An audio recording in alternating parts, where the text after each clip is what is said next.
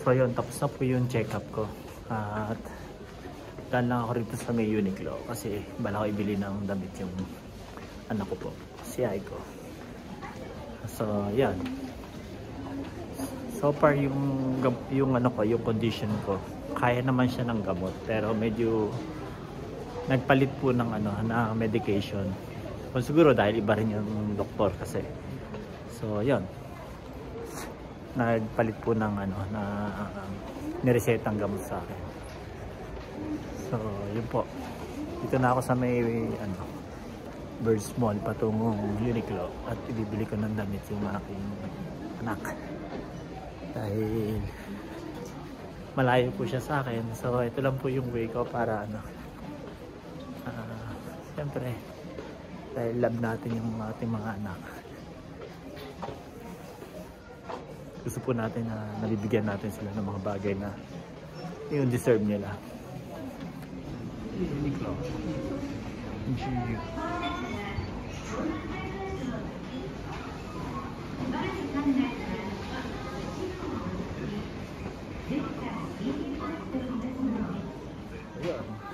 Dito na po ako sa Uniqlo. Malaki Uniqlo.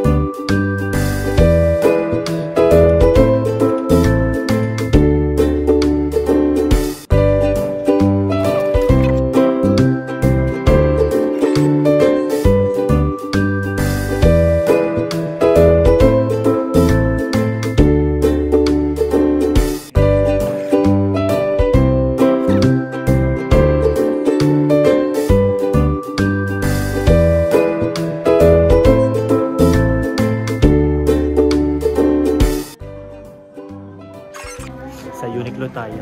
Mas maganda yung mga damit na pambata rin. Tapos mura. 500 yen lang. Para sana. Maganda. Ito.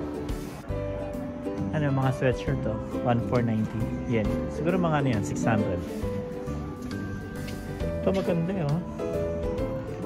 Mabili kay Aiko. Tatlong kulay yun.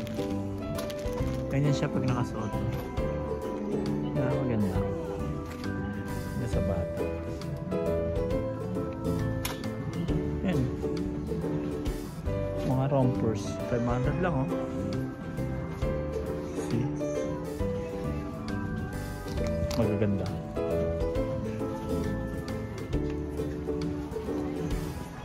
Apa tayo? Ito puro pang ano. Pang summer. Ang dami pang anak. Ano? Pantay lang.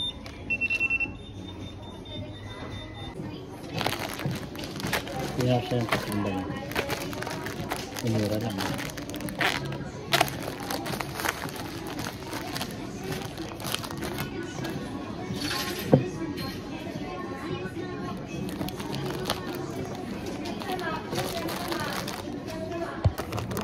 So yun, bali tatlo po yung nabili ko para sa doon talaga. Ngayon po, naka-sale na po siya ngayon. Bali 500 yen lang po ang isa. Around 190 pesos. Ayan. Pero original price na po, mga ano po ito, tiga 1.5. Pero ngayon, nabili ko lang ng 190 pesos each. Ayan. So yan. Bago na naman siyang damit. Papadala ko po sa kanya to kasi hindi ko kasama daw ito. Nasa Pilipinas po kasi. So yun naman po. Bye bye.